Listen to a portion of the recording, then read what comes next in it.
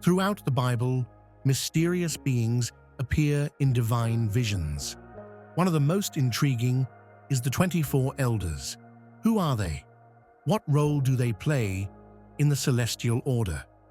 The Apostle John, exiled on the island of Patmos, was granted a vision of heaven's throne room.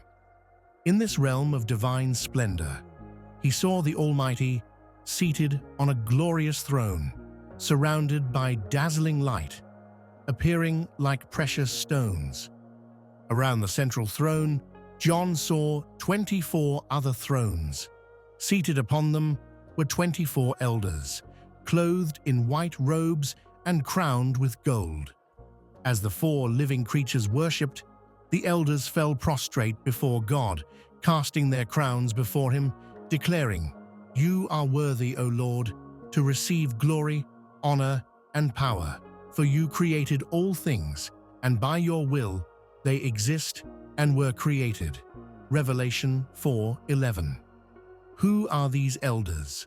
The book of Revelation does not explicitly reveal their identities, but many scholars believe they represent the redeemed, God's faithful people from the Old and New Covenants. Others suggest they symbolize key figures in biblical history. Could they be angelic beings? Unlikely. The Greek word for elder refers exclusively to humans who have attained wisdom and leadership.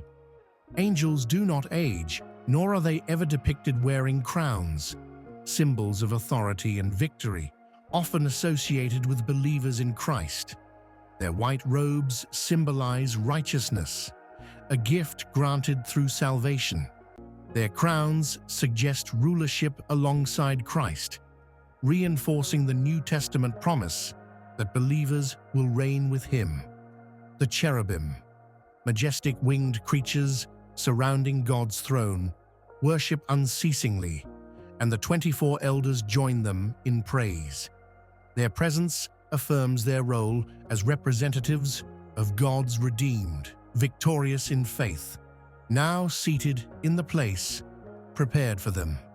The 24 elders remain one of the Bible's great mysteries. Are they the faithful who have triumphed, symbols of divine governance, or something more? Let us continue to seek wisdom in the Word. If you found this topic intriguing, don't forget to like, subscribe, and join us for more insights into the wonders of the Bible. Number 2. The Seraphim, the fiery angels of worship. Among the exalted beings in the Bible, none are as mysterious as the Seraphim, the fiery angels of worship. Unlike the cherubim, who serve as divine guardians, the Seraphim are beings of pure worship and purification. Their very name, derived from the Hebrew word saraph, means burning ones, symbolizing their radiance and holiness. The only detailed description of the seraphim appears in the book of Isaiah, where the prophet is granted a vision of God's divine presence. "I saw the Lord seated on a high and exalted throne, and the train of his robe filled the temple. Above him stood seraphim, each having 6 wings. With 2 wings they covered their faces, with 2 they covered their feet, and with 2 they flew. And they called out to one another, 'Holy, holy, holy is the Lord Almighty. The whole earth is full of his glory.'" Isaiah 6:1-3. The 6 wings of the seraphim hold deep meaning. 2 wings cover their faces, symbolizing reverence before God's overwhelming holiness. 2 wings cover their feet, a sign of humility and submission in his presence. 2 wings enable them to fly, representing their readiness to serve his will. The seraphim exist in constant worship, declaring God's holiness without ceasing. Their voices shake the very foundation of the temple, filling the heavens with divine praise. Isaiah, witnessing this vision, is overcome by his own sinfulness and cries out, "Woe to me, I am ruined, for I am a man of unclean lips, and I live among a people of unclean lips, and my eyes have seen the King, the Lord Almighty." Isaiah 6:5. In response, one of the seraphim flies to him, carrying a burning coal from the altar. With it, he touches Isaiah's lips and declares, "See, this has touched your lips, your guilt is taken away, and your sin atoned for." Isaiah 6:7. This moment reveals the seraphim's role not only as worshippers, but also as agents of purification, cleansing those who are called to serve God. Seraphim versus cherubim. What's the difference? While both are high-ranking celestial beings, their roles are distinct. Seraphim are worshippers who declare God's holiness and participate in purification. Cherubim are guardians and throne-bearers, protecting the divine presence of God. The fiery nature of the seraphim symbolizes God's purifying presence, showing us that true worship involves both awe and transformation. They remind us that standing before God is not just about reverence, it is about being made holy in His presence. Number 3. The wheels in the Old Testament. Throughout the Old Testament, divine visions transport prophets beyond human understanding. One of the most mysterious is found in the book of Ezekiel, an astonishing vision of celestial wheels, part of the very throne of God. Ezekiel describes his experience with great detail, struggling to find words for what he saw. He relies on comparisons, using familiar imagery to explain the inexplicable. As he looked to the north, a dark storm cloud appeared, flashing with fire and lightning. Within this cloud, he saw 4 luminous beings, later identified as cherubim. And then he saw the wheels. Unlike ordinary wheels, these were intricate and otherworldly. The best way to imagine them might be as a gyroscope, an object capable of moving in any direction without turning. Now, as I looked at the living creatures, behold, a wheel was on the ground beside the living creatures, for each of the 4 of them. The appearance of the wheel and its workmanship was like sparkling topaz, and all 4 had the same form. Their appearance and workmanship were as if a wheel had been within a wheel. Ezekiel 1:15-16. Whenever the creatures moved, the wheels moved with them. When they ascended, the wheels ascended as well. These wheels were not mere mechanical parts. They moved with divine intelligence. The spirit of the living creatures was within them, allowing them to move in perfect unison. Even more astonishing, the rims of the wheels were covered with eyes, symbols of omniscience, representing God's all-seeing knowledge. This vision is more than just an extraordinary sight. It is deeply symbolic. The movement of the wheels signifies the omnipresence of God, unrestricted by earthly limitations. They remind us that God is fully aware of all things, seeing and knowing everything. Ezekiel's vision continues, revealing even greater wonders, each one testifying to the grandeur and sovereignty of the Almighty over all creation. The vision of Ezekiel's wheels remains one of the Bible's most profound mysteries. Were they a glimpse into the very mechanics of heaven, a representation of God's limitless power? One thing is certain: Ezekiel saw something beyond human comprehension, a vision that continues to inspire awe to this day. If you found this exploration intriguing, be sure to like, subscribe, and join us as we uncover more biblical mysteries. Number 4. The behemoth in the book of Job. In the ancient story of Job, one of the most mysterious creatures in the Bible makes its appearance: the behemoth. Scholars and theologians have debated its identity for centuries. Was it a real creature, or did it represent something far greater? Job's suffering had left him with questions. Stripped of his wealth, his health, and his family, he wrestled with the injustices of life. But when God finally answered, it wasn't with explanations, it was with a declaration of his power. And among the many wonders he described, there was Behemoth. Look now at Behemoth, which I made along with you. It eats grass like an ox. Behold, its strength is in its loins, and its power in the muscles of its belly. It moves its tail like a cedar. The sinews of its thighs are tightly knit. Its bones are like tubes of bronze, its limbs like bars of iron. It is the first of the ways of God. Only its maker can approach it with his sword. Job 40:15-19. But what exactly was Behemoth? Some believe it was a hippopotamus, a beast well known in ancient times for its power and dominance. Others argue it was an elephant, citing its immense size and strength. Yet some biblical apologists suggest something more extraordinary: a dinosaur, perhaps a brachiosaurus or a sauropod, creatures known for their massive frames and tree-like tails. Regardless of its identity, the message to Job was clear.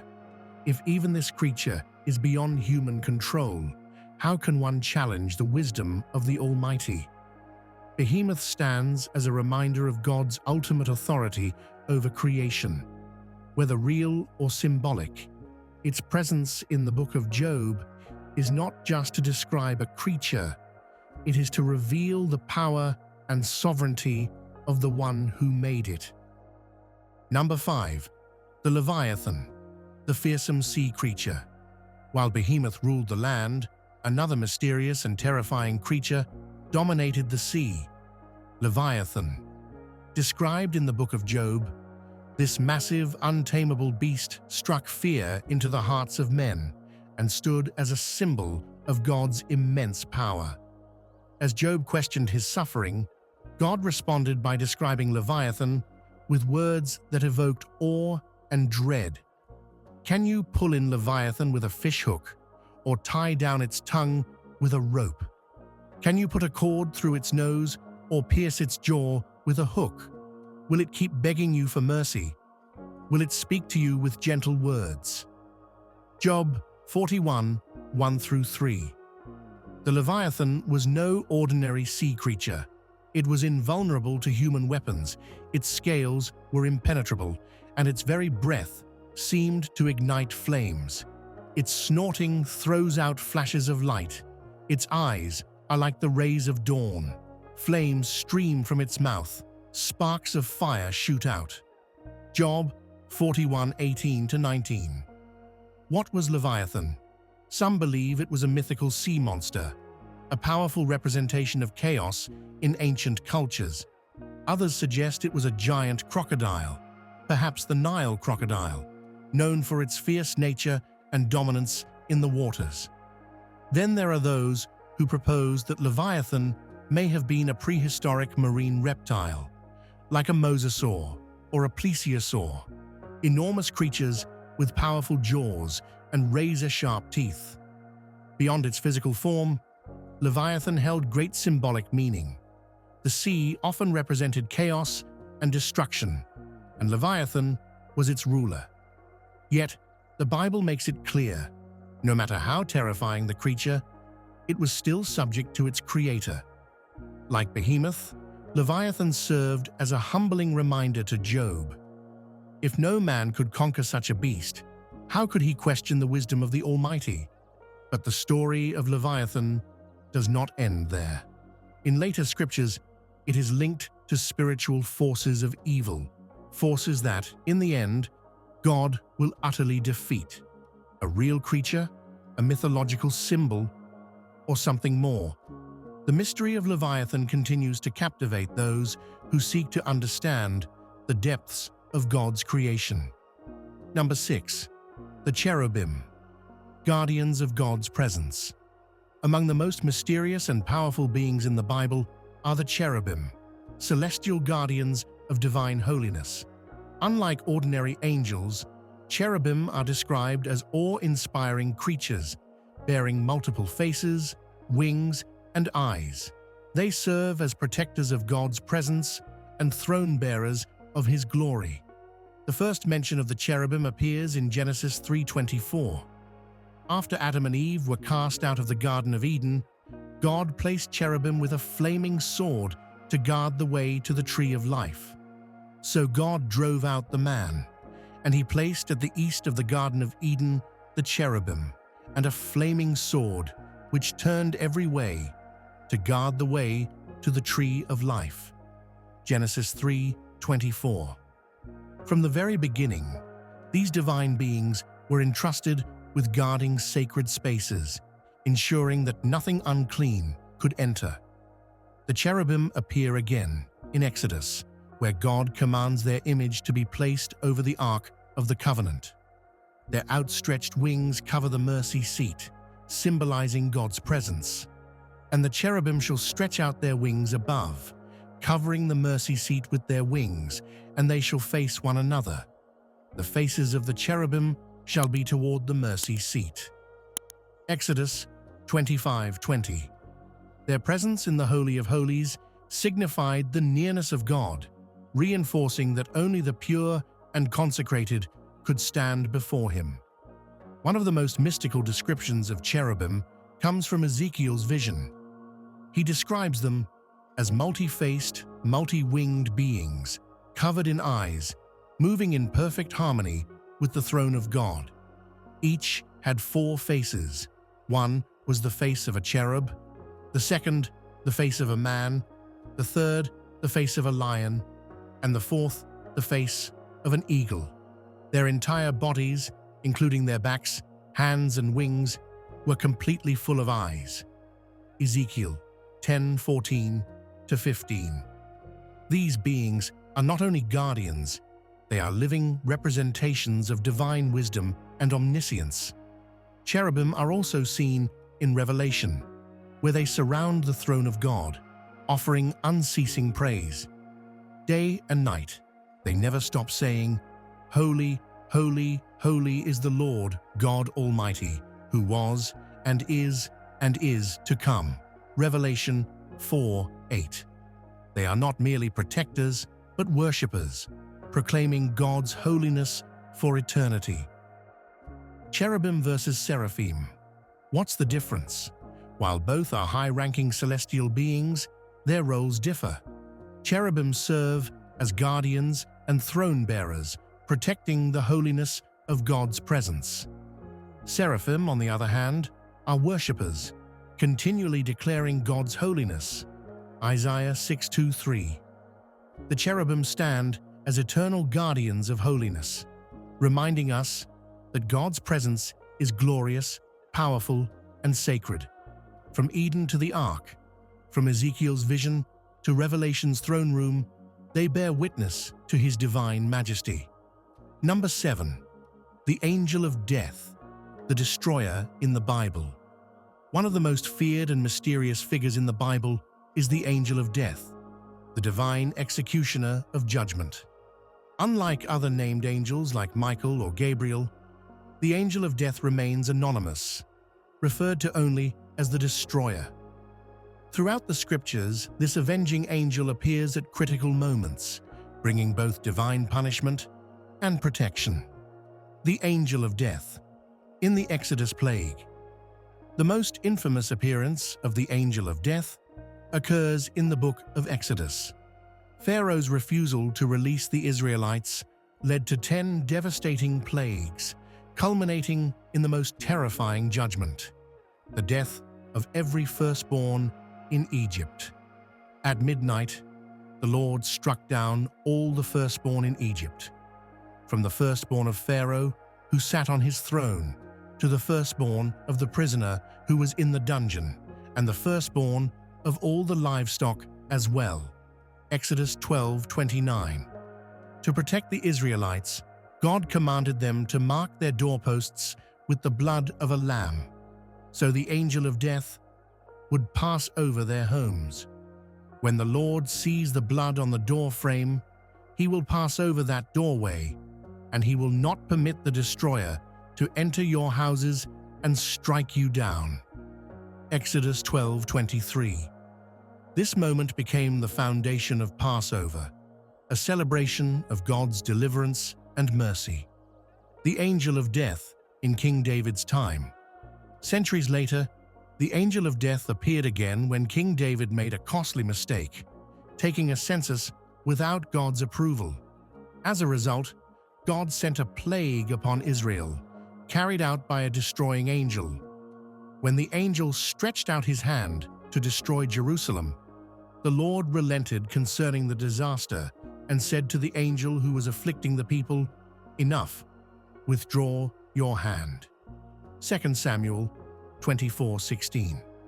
Seeing the destruction, David repented, and God commanded the angel to stop, showing that even in judgment, God's mercy prevails.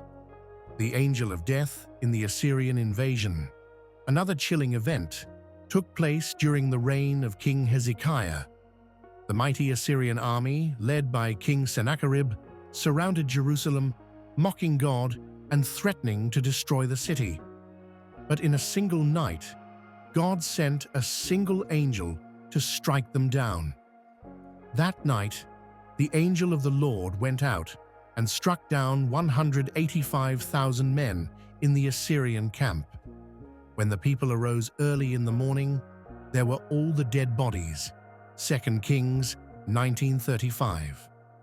This act of divine intervention proved that no earthly power could stand against the judgment of God. Is the angel of death Satan?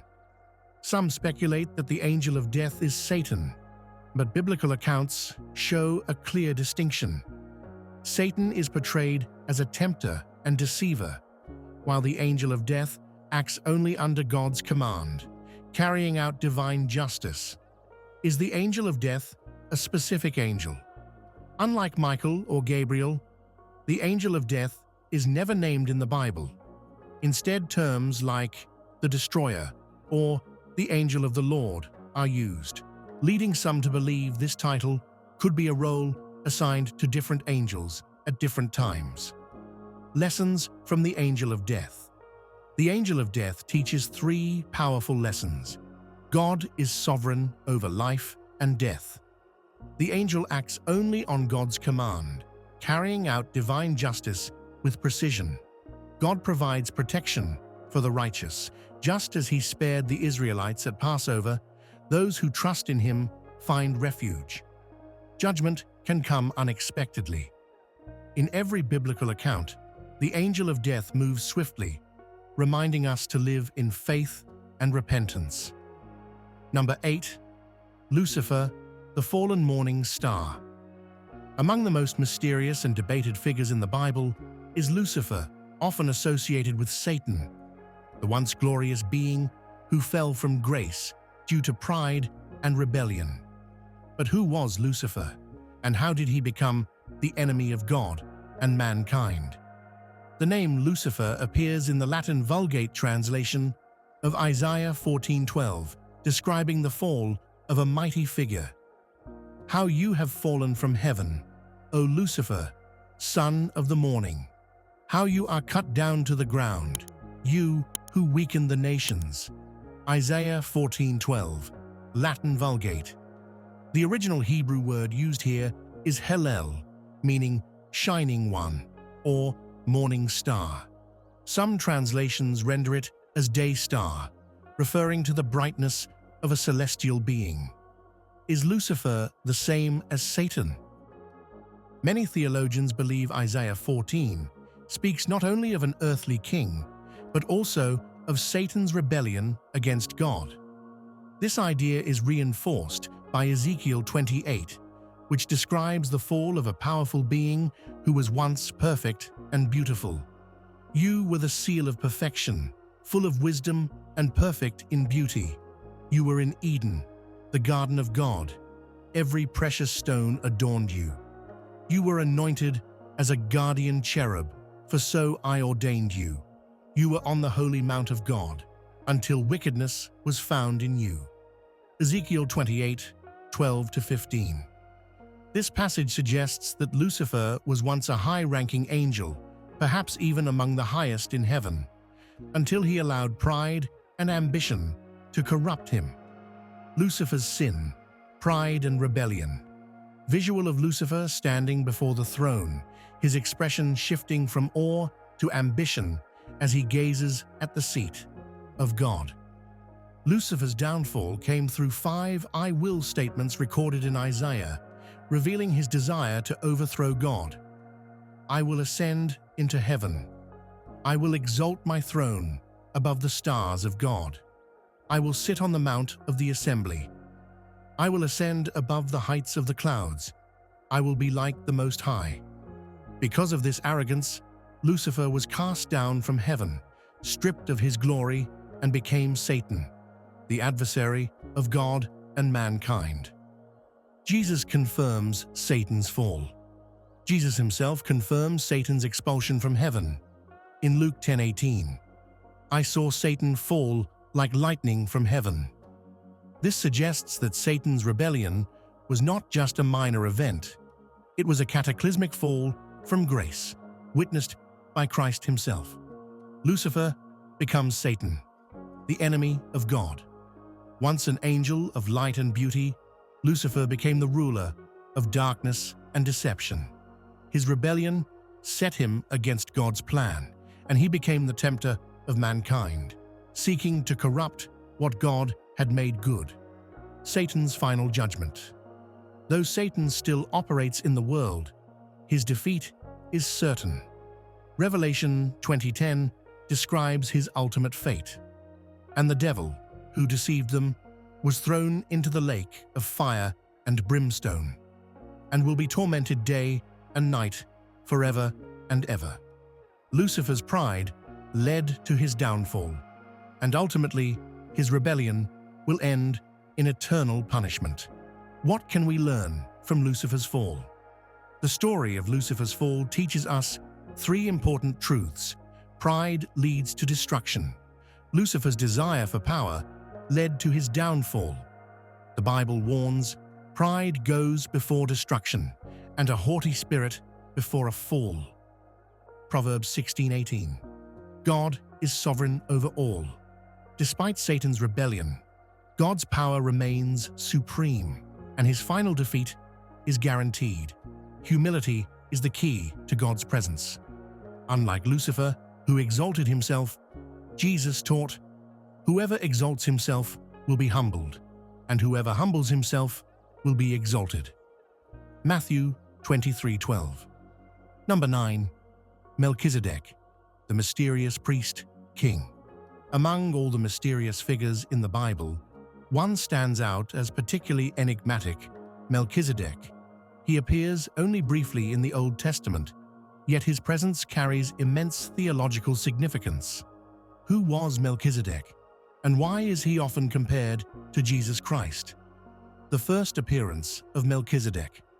Melchizedek first appears in Genesis 14, immediately after Abraham defeats several kings in battle. As Abraham returns victorious, he is met by Melchizedek, the king of Salem. Then Melchizedek, king of Salem, brought out bread and wine. He was priest of God Most High, and he blessed Abram, saying, "Blessed be Abram by God Most High, creator of heaven and earth. And praise be to God Most High, who delivered your enemies into your hand." Then Abram gave him 1/10 of everything. Genesis 14:18-20. This passage is highly unusual. Melchizedek is described as both a king and a priest, a rare combination in biblical history. What does Melchizedek mean? The name Melchizedek is a combination of 2 Hebrew words: Melech, meaning king, Tzedek, meaning righteousness. Thus, Melchizedek literally means king of righteousness. He is also called the king of Salem, which many believe refers to Jerusalem. This makes him the king of righteousness and the king of peace, 2 titles later associated with Jesus Christ. Melchizedek's connection to Jesus. The New Testament makes it clear that Melchizedek foreshadows Jesus Christ. The book of Hebrews devotes an entire section to explaining how Jesus is a priest after the order of Melchizedek. You are a priest forever, according to the order of Melchizedek. Hebrews 7:17. This is significant because, under Jewish law, priests came from the tribe of Levi. Kings came from the tribe of Judah. Yet Jesus, like Melchizedek, is both a king and a priest, but not through the Levitical priesthood. What makes Melchizedek unique? The book of Hebrews highlights several mysteries about Melchizedek. He has no recorded genealogy. Unlike other biblical figures, Melchizedek appears suddenly, with no mention of his parents, lineage, or descendants. He has no recorded beginning or end.